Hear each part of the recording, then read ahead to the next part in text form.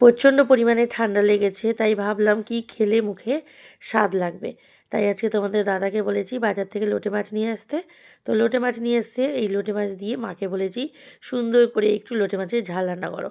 একটু ঝাল ঝাল করে করবে যাতে খেতে ভীষণ ভালো লাগে। তো দেখো, সবার প্রথমে মাছ কেটে ধুয়ে পরিষ্কার করে নিয়ে তার মধ্যে স্বাদ অনুযায়ী নুন, হাফ টিস্পুন হলুদের গুঁড়ো, হাফ টিস্পুন জিরে গুঁড়ো, হাফ টিস্পুন লাল লঙ্কার গুঁড়ো, 2 চামচ কাঁচা সর্ষের তেল, এবার দিয়ে দেওয়া হবে বেশ অনেকটা পরিমাণে ধনেপাতা কুচি। এবার সমস্ত কিছু কিন্তু মাছের গায়ে খুব ভালো করে মাখিয়ে নিতে হবে।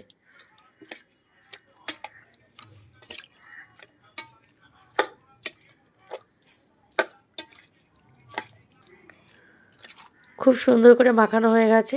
এবার কড়াইয়ের মধ্যে সর্ষের তেল গরম করে নেওয়া হয়েছে।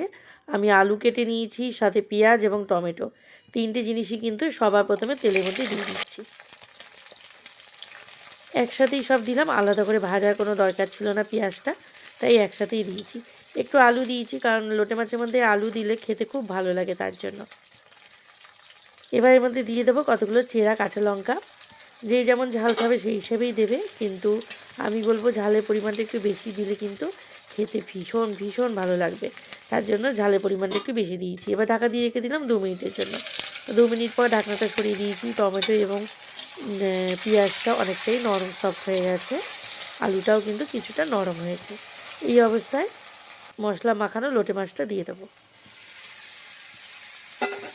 এবার 2 মিনিট ধরে ভালো করে কিন্তু একটু মশলাটা কষিয়ে নিতে হবে মাছের সাথে, কারণ রান্নার শেষের দিকে তো মাছটা নাড়া দেওয়া যাবে না, কারণ লোটে মাছ প্রচণ্ড পরিমাণে নরম হয় আর ভেঙে গেলে খেতে ভালো লাগবে না। একদম যাতে গোটা গোটা থাকে সেইভাবেই রান্নাটা করতে হবে।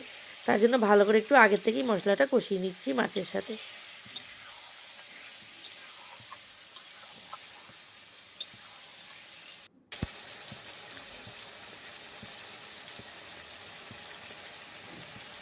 এবার কিন্তু আর কোনো কিছু করবার নেই, জল দেবো না রান্নাতে, কারণ লোটে মাছের মধ্যে অনেকটাই জল থাকে। এবার ঢাকা দিয়ে রেখে দেবো 5 মিনিটের জন্য। গ্যাসটা কিন্তু জোরে থাকবে। 5 মিনিট পর ঢাকনাটা সরিয়ে দিয়েছি। দেখো, লোটে মাছ পুরো কমপ্লিট হয়ে গেছে। গরম গরম ভাতের সাথে এইরকম লোটে মাছের ঝাল রান্না করে খেলে অসম্ভব ভালো লাগবে খেতে, এবং স্বাদ কিন্তু মুখে লেগে থাকবে, এতটা ভালো হয় খেতে। তোমাদের রিকোয়েস্ট করবো তোমরা এইভাবে রান্না করে খেয়ে কমেন্টস করে জানিও তোমাদের কেমন লাগলো।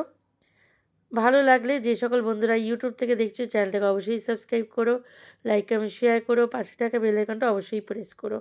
আর যে সকল বন্ধুরা পেজ থেকে দেখছো পেজটাকে ফলো করো, লাইক কমেন্ট শেয়ার করো। আর এইভাবে কিন্তু রান্না করে অবশ্যই খেও, চটজলদি রান্নাও হয়ে যায় এবং কম উপকরণ দিয়ে খুব সুন্দর একটি রেসিপি তোমাদের সাথে শেয়ার করলাম। কেমন লাগলো অবশ্যই জানিও। এখনের মতো টাটা।